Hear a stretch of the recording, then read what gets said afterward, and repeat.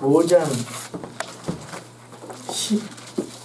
14절에서 21절까지 마지막입니다. 요한일서 강의 마지막인데,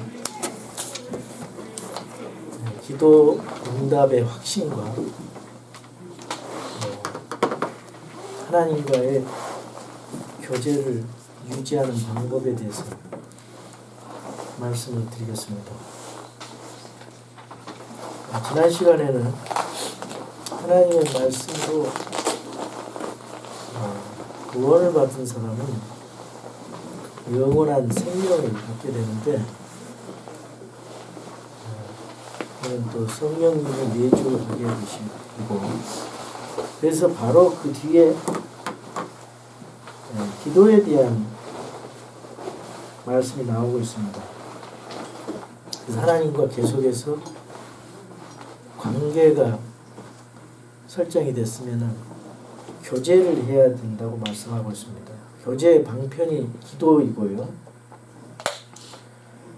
그래서 그 주님과 관계가 이루어졌으면 계속해서 하나님 앞에 기도하는 삶이 열려야 된다. 그리고 기도를 할 때는 기도 응답의 확신을 가지고 기도해야 된다. 이렇게 기록되어 있습니다.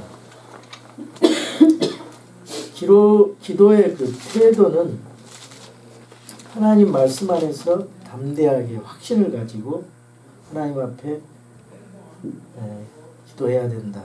이것이 믿음의 기도이고, 하나님과 나 사이가 이 믿음을 통해서 연결되어 있다는 것을 보여주고 있습니다. 그리고 기도의 조건에 대해서는 여기 또 14절 15절 보면은, 응답받는 기도를 하기 위해서는 자기 뜻이 아니라 하나님의 뜻대로 기도해야 된다. 그렇게 말씀하고 있습니다. 우리가 기도하는 거 소원 성취하기 위해서 아니고요. 또 기복적으로 다른 종교들처럼 뭘 구해서 이루기 위해서 한 게 아닙니다.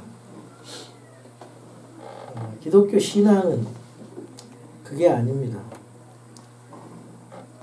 목회도 마찬가지입니다. 인간의 필요를 위해서 하는 게 아니고, 그런 가장 큰 조건이 뭐냐? 하나님이 기뻐하시는 뜻, 하나님의 영광과 하나님의 필요와 하나님의 기대를 이루어드리는 것이 우리의 궁극적인 관심이 되어야 됩니다. 우리가 기도하는 이유는 하나님의 뜻을 이루기 위해서 기도합니다. 내 뜻이 아니라 하나님의 뜻입니다.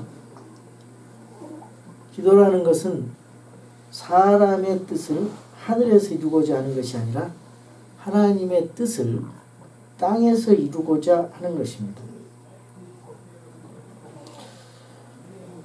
어떤 사람들이 또 모든 것이 하나님의 뜻이라면은 뭐 기도가 필요하냐 이렇게 반문하는 사람이 있는데, 하나님께서는 그분의 뜻을 이루기 위해서 우리들의 기도를 활용하고 계세요. 결과를 보는 것이 아니라 이 과정도 우리를 통해서 하나님의 뜻을 이루고자 하시는 겁니다. 그래서 기도는 하나님의 뜻이 이루어지는 과정입니다. 기도 없이도 하나님의 뜻을 이룰 수가 있습니다. 그런데 우리가 기도하는 것은 그분의 뜻을 이루고자 하시는 그런 의미와 내가 하나님의 뜻에 참여해서 하나님의 뜻을 이루어드리는 그런 축복이라 그 말이죠. 초림 때 예수님 메시아 오기를 기다리는 분들, 뭐 안나 여대언자라든가 예수님의 그 오신 메시아를 기다리는 사람들은 계속 기도 가운데 메시아를 기다렸습니다. 그러면서 막상 메시아가 오니까 기도를 계속 하고 있었기 때문에 기뻐하면서 메시아를 영접할 수 있었던 거예요. 우리 재림도 마찬가지입니다. 재림도 아멘 주 예수여 어서 오시옵소서 하면서 예수님의 재림을 기다리면서 있는 사람하고 기다리지 않고 아무 생각 없이 예수님의 재림을 맞이하는 사람하고 그 기쁨의 정도가 다를 수밖에 없다는 거죠. 오순절날 성령 강림 때 한 곳에 모여서 기도하면서 한 마음으로 기도했을 때 성령 강림을 임했어요. 그래서 그 기쁨에 동참했던 것입니다. 이것이 바로 성도에게 주신 기도의 위대한 특권인 것입니다. 그래서 기도는 하나님의 뜻을 성취하기 위한 우리의 응답입니다. 기도는 또 하나님의 뜻도 있지만 그 다음에 나의 필요한 것도 좋으신 하나님께서 내 정욕을 위해서가 아니고 하나님의 뜻과 하나님의 마음에 맞는 기도를 하면은 하나님의 자녀들이 아름답고 풍성한 그런 삶을 살 수 있도록 필요를 채워주시는 거죠. 그러니까 먼저 하나님의 뜻이고 그 다음에 우리의 필요, 순서를 그렇게 가져야 돼요. 하나님의 영광을 위해서, 거룩한 이 복음이 선포되기 위해서, 그 필요를 위해서 우리가 기도를 해야 됩니다. 그것이 성경이 가르치는 기도예요.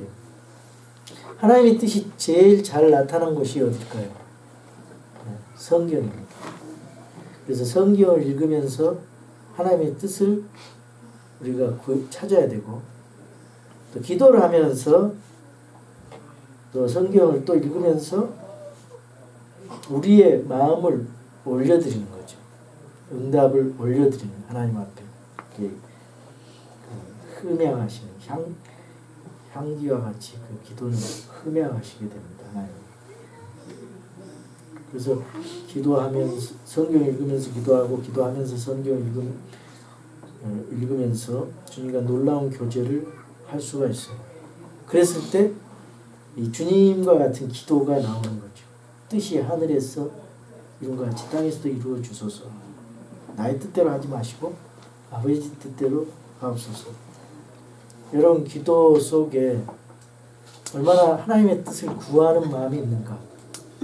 아니면 내 중심의 이기적인 나의 필요만을 달라고 하는 그런 비율이 얼마나 되는가 한번 점검해 보시기 바랍니다.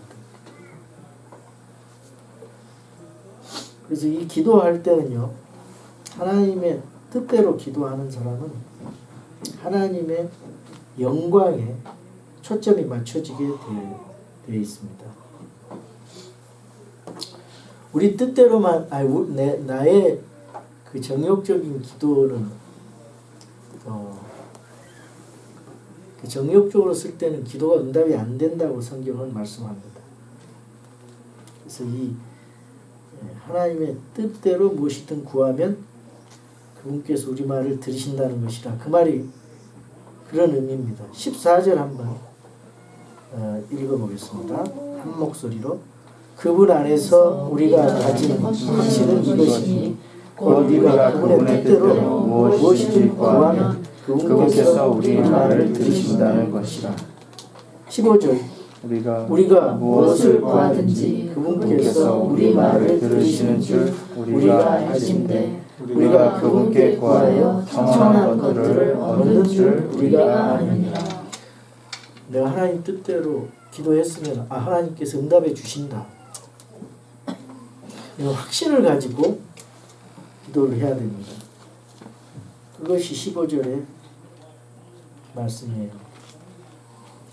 그리고 이제 16절에서 그 21절까지 이제 성경이 마지막 그런 인사로 기록이 되어 있는데요.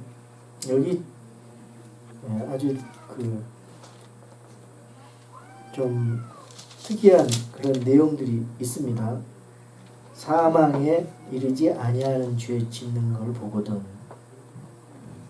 그는 강구할 것이요 사망에 이르는 죄에 이르면 강구하지 말라 뭐 이런 내용이 나와 있어요.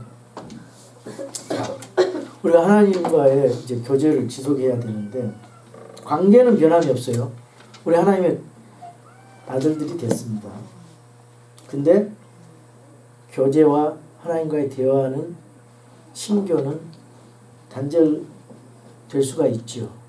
왜냐하면 우리가 기도하지 않고 말씀대로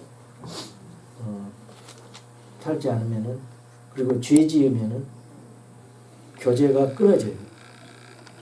근데 어떻게 교제의 이런 끊어짐을 막고 계속 지속시켜서 우리가 믿음의 생활을 할 수 있는가?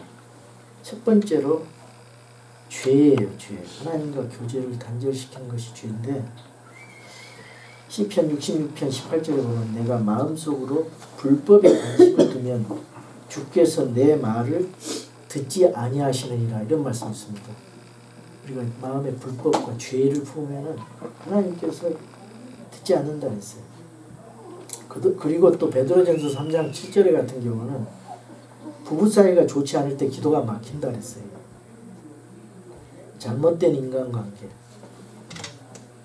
기쁨을 상실하고 교제의 단절의 아픔을 경험하는 것입니다. 베드로전서 3장 7절을 제가 읽어보겠습니다. 남편들아 이와 같이 너희도 지식에 따라 그들과 동거하고 아내를 더 약한 그릇이요 또 생명의 은혜를 함께 상속받을 자로 여기고 존중하라. 그리하여야 너희 기도가 방해를 받지 아니하리라 그랬죠. 지식이라는 것은 성경 말씀 또는 또 아내에 대해서 더 좀 이해를 하라 그런 의미가 있겠죠.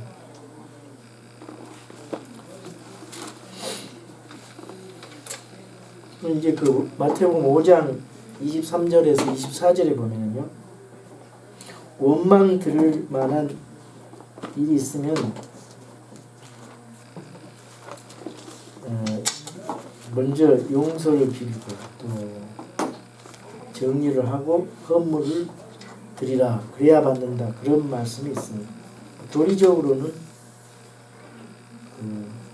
우리가 유대적인 상황에서 이해를 해야 되겠지만은 우리 참고로 영적으로 그런 원리가 있습니다. 그리고 요한복음 15장 7절 요한복음 15장 7절에 보시면은 우리 한 목소리로 요한복음 15장 7절 포도나무와 가지에 대한 얘기를 하시면서 사람이 내 안에 거하고 내가 그 안에 거하면 바로 그 사람은 많은 열매를 맺나니 나 없이는 너희가 아무것도 할 수 없느니라 이렇게 하면서 7절 보세요. 너희가 내 안에 거하고 내 말들이 너희 안에 거하면 너희가 원하는 바를 구하라. 그러면 그것이 너희에게 이루어지리라. 예. 이 말씀 붙들고 기도하세요. 그리고 10절 보세요.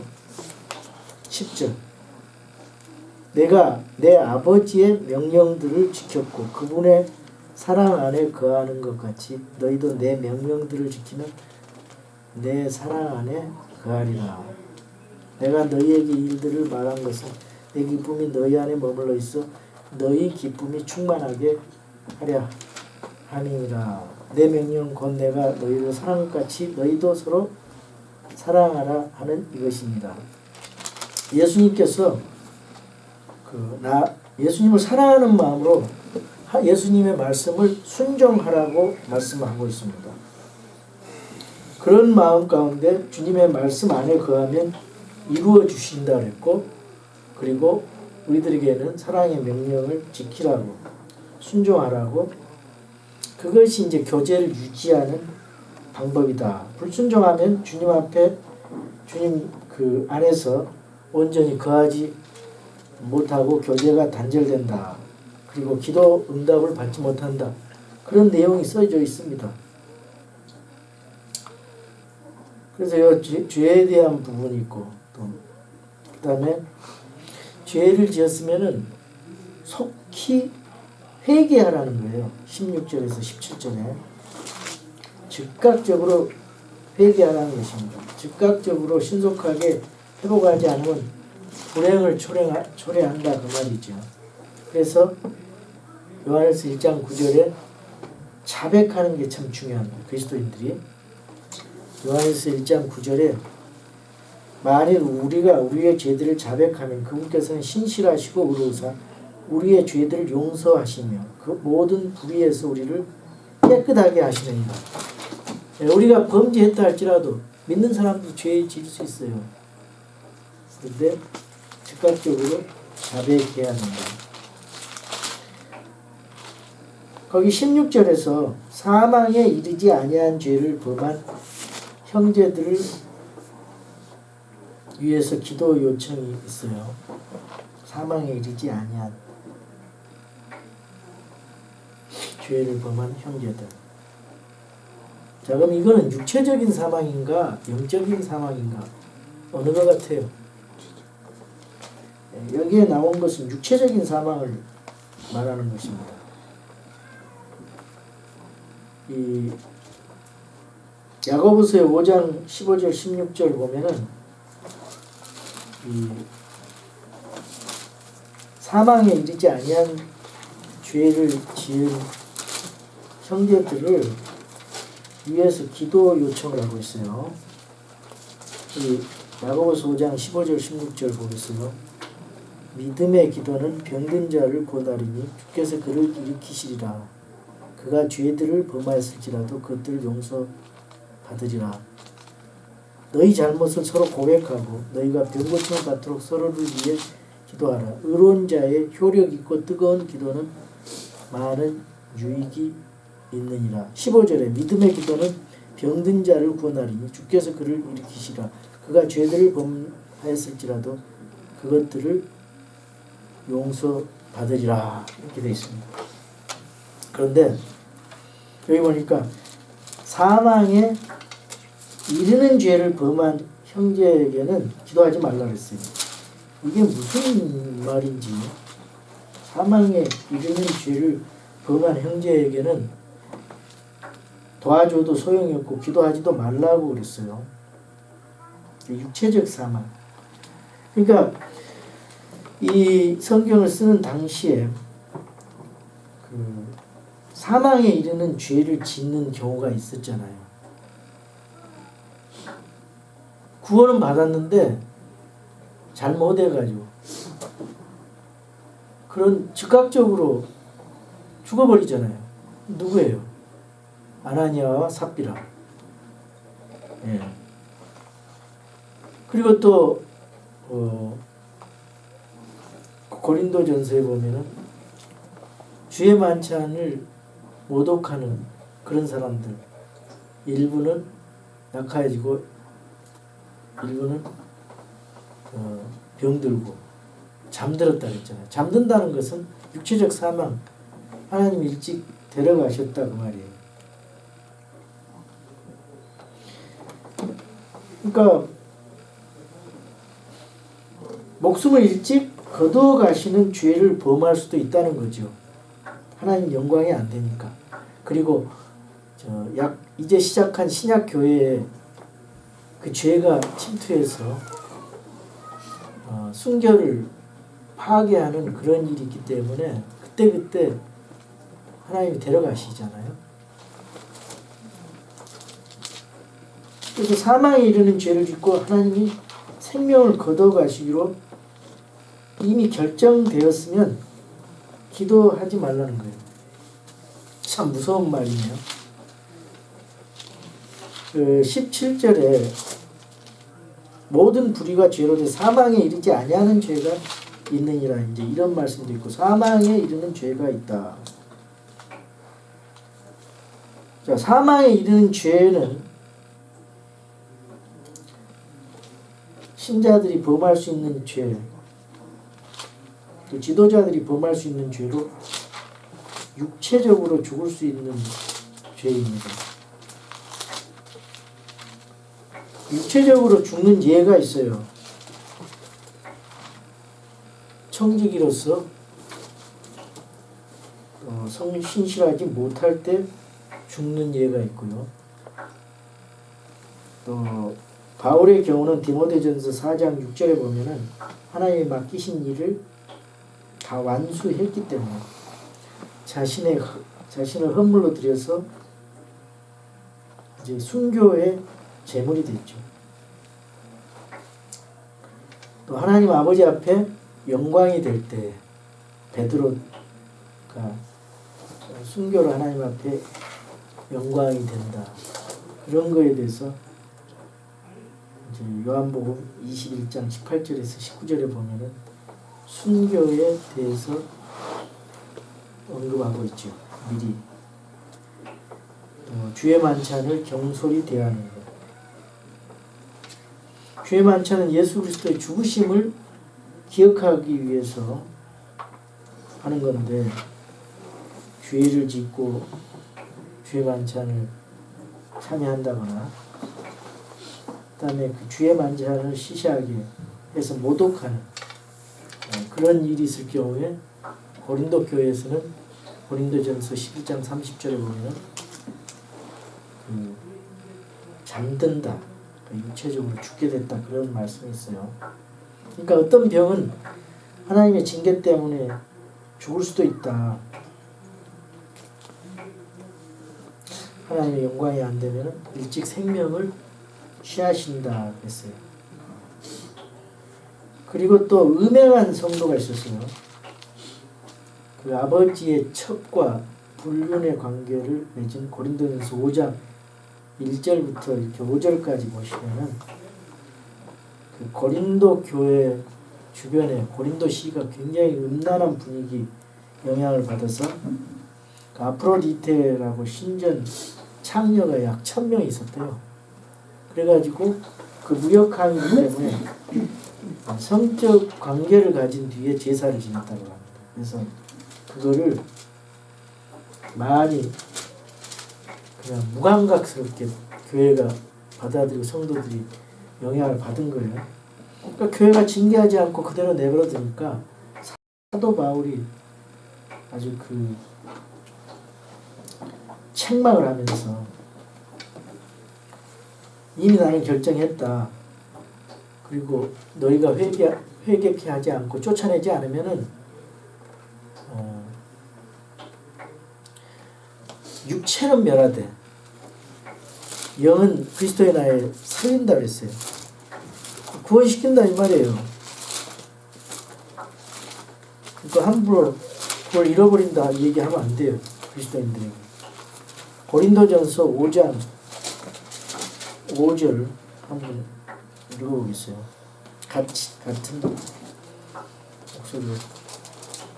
고린도전서 5장 5절. 그런 자를 사탄에게 넘겨주어 육체를 멸하도록 판단하였으니 이것은 영이 주 예수님의 날에 구원을 받게 하려 함이라. 이 사람이 이제 교회에서 쫓아내고 이제 회개의 기회를 줘서 고린도 후서에서는 이 사람이 회개를 해요.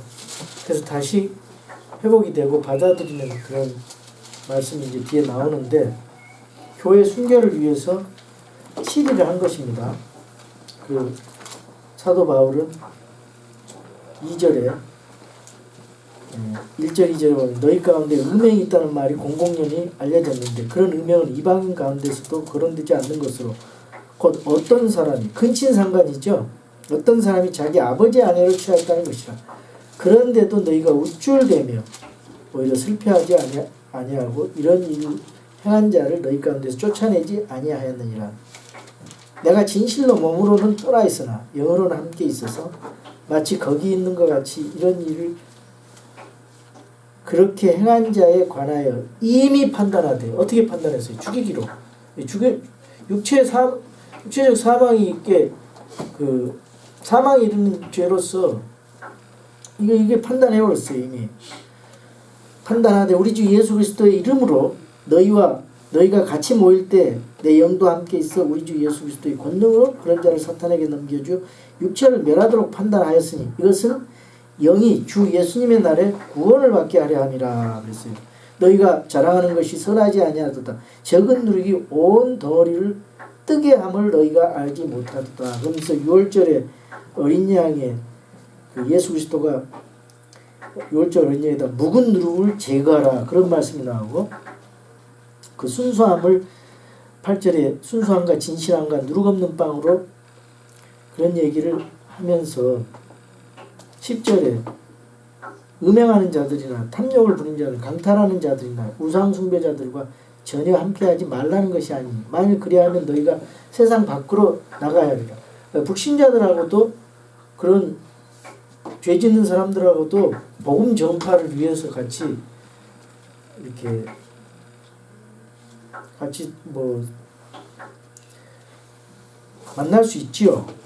11절 보겠어요. 그러나 내가 이제 너희에게 쓴 것은 만일 형제라 불리는 어떤 사람이 음행하는 자이거나 탐욕을 부리는 자이거나 우상숭배자이거나 욕설하는 자이거나 술 취하는 자이거나 강탈하는 자이거든 사귀지도 말고 그런 자는 함께 먹지도 말게 하려 하며 왜? 교회 순결성을 지키기 위해서 교회에서 회개하지 않으면 치리하고 쫓아내라 그 말이죠. 또한 밖에 있는 자들을 판단하는 일이 나 무슨 상관이 있어요. 안에 있는 자들은 너희가 판단하지 아니하느냐. 그러나 밖에 있는 자들은 하나님께서 판단하시나니 그러면 그 사악한 자를 너희 가운데 내쫓으라 그랬잖아요. 이거 제대로 됩니까 현대교회? 근데 신약교회 하는 사람 그 징계가 있습니다. 지금 치리가 회개하지 않으면은 그런 것들이 마태복음 18장에 있는 3단계 그런 절차에 따라서 합니다. 그래서 이런 경우에 사망에 이르는 죄가 돼요. 구약으로 본다면은 고라의 범죄라든가 우사라든가 아간 또 모세도 반석을 치라 하지 않았는데 반석을 2번 쳐서 약속의 땅에 들어가지 못하고 죽는데 무덤을 발견하지 못했어요. 모세도 이제 말하자면 부활을 한 것으로 우리가 이해를 하고 있습니다.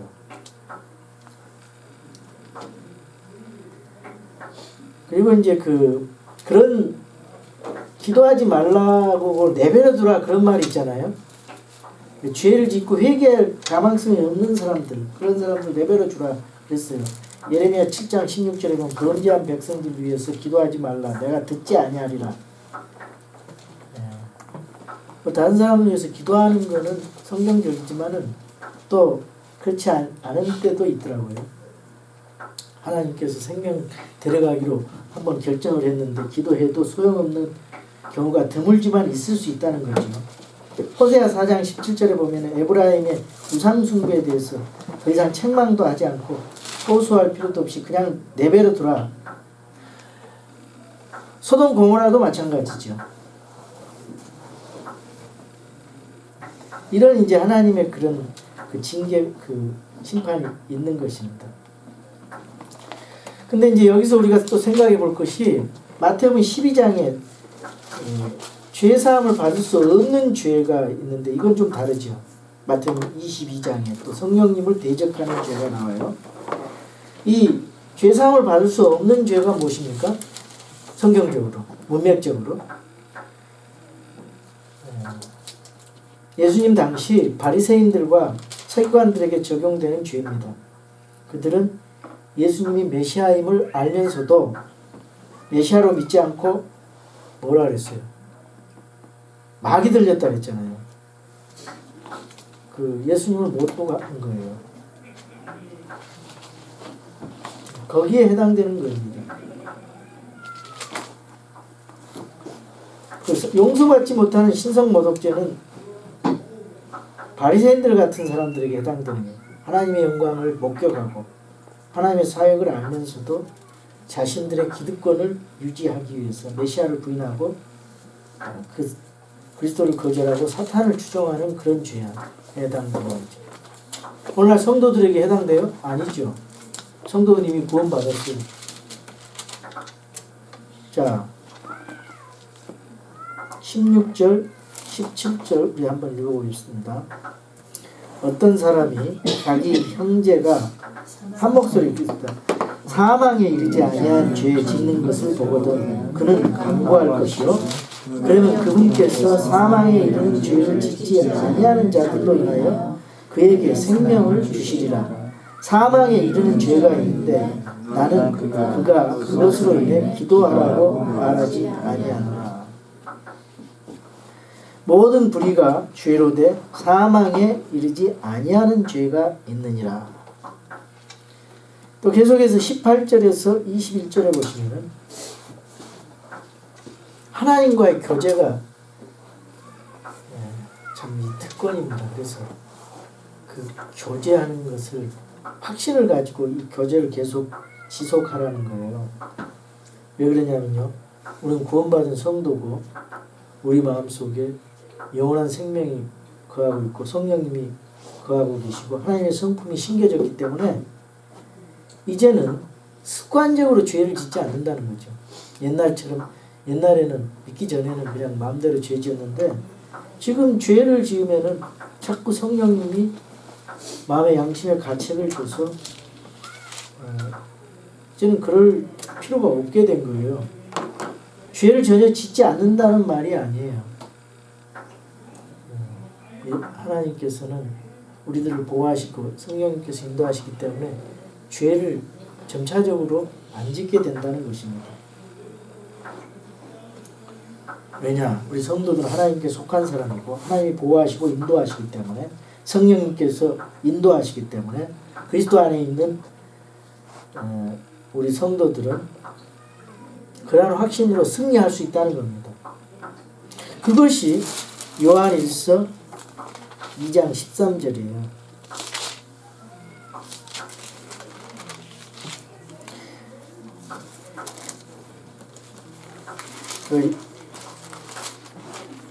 거기 보면은 젊은이들은 내가 너희에게 쓰는 것은 너희가 그 사악한 자를 이겼기 때문이라.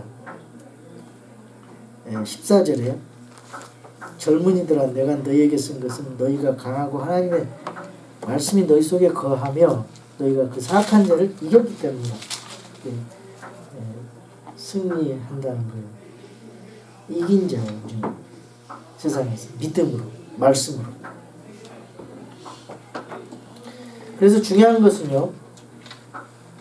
내 말씀이 그 하나님의 말씀이 내 속에 거하는가? 이 말씀이 나를 지배하고 있는가?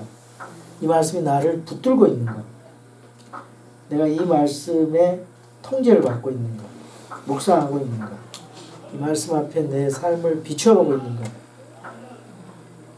왜냐하면 이 말씀이 나를 붙들고 이 말씀을 무기로 사용할 때 이길 수가 있기 때문에 하나님의 말씀은 성령의 검이 되고 이 세상 가운데서 승리의 삶의 비결이고 또 하나님과의 교제의 삶의 그 비결이다 그 말이죠. 그래서 이 교제를 지키기 위해서 마지막 경고를 주시는데 우리 18절, 19절, 20절 읽겠습니다. 누구든지 하나님에게서 난 자는 죄를 짓지 아니하고 우리가 아노니 오직 하나님에게서 난 자는 자신을 지킴으로 저 사악한 자가 그를 건드리지 못하느니라. 우리는 하나님께 속하고 온 세상 사악한 가운데 있음을 우리가 아느니라. 또 하나님의 아들이 오셔서 우리에게 깨달음을 주사 우리가 진실하신 분을 알게 하셨음을 우리가 알며 또 우리가 진실하신 분 곧 그분의 아들 예수 그리스도 안에 있음을 아노니 이분은 참 하나님이시요 영원한 생명이십니다. 여기 예수님이 하나님이시라는 거예요. 그리고 여기 그 18절에 하나님에게서 난 자는 자신을 지킴으로 사악한 자가 건드리지 못한다 그랬는데 이걸 이렇게 해석하면 안 돼요. 사탄이 그 지옥 가도록 건드리지는 못해요. 근데 사탄이 그 영향을 줄 수는 있어요. 그래서 우리가 무장하지 않으면은 사탄에 유혹당하고 사탄의 영향권 아래서 범죄할 수 있다는 거죠.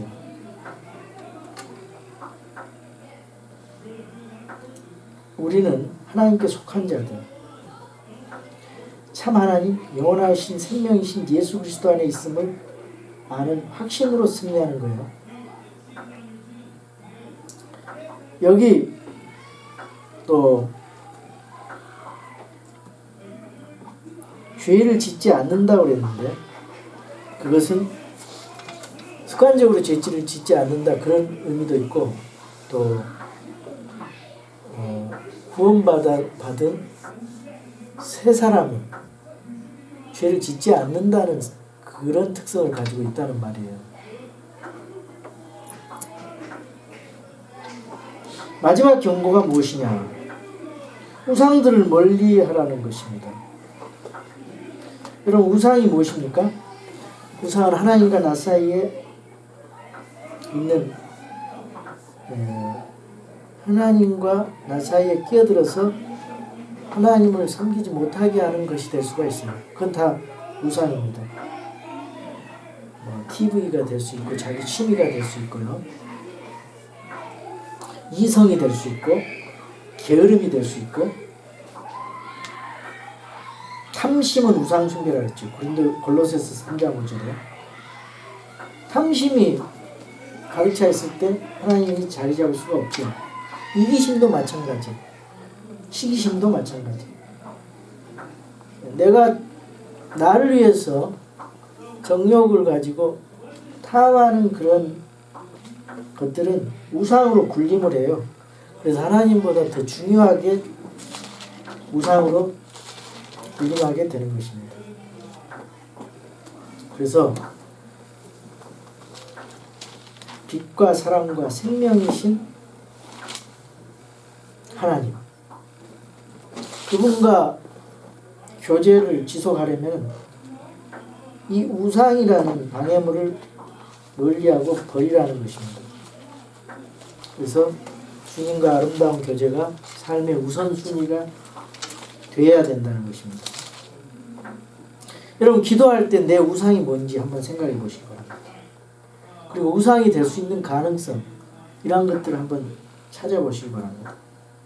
하나님과 나 사이의 교제를 끊을 만큼 나에게 강력하게 매력적으로 유혹하는 것이 무엇인가? 그것 때문에 내가 주님과의 교제가 지속되지 못하고 주님을 사랑하지 못하는 것, 그것이 무엇인가? 그걸 한번 자기 자신이 약한 것, 우상이 될 수 있는 것, 그런 것들을 한번 생각을 해보시고 점검을 해보세요. 그래서 그 말씀과 기도를 이겨야 됩니다. 그것을 던져버릴 때 주님과의 사랑을 체험하게 되고요. 주님의 놀라운 은혜가 나의 영과 혼을 사로잡게 될 때 우리는 가장 복되고 귀한 주님과의 사귐의 삶을 살게 되는 것입니다. 우리 주님과 더불어 또 우리 주님이 사랑하시는 형제들, 지체들과 더불어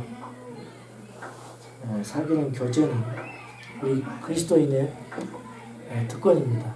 그리고 권능의 원천이 됩니다. 우리 요한일서를 이것으로 마치겠습니다. 다음 주에는 무엇을 할까요?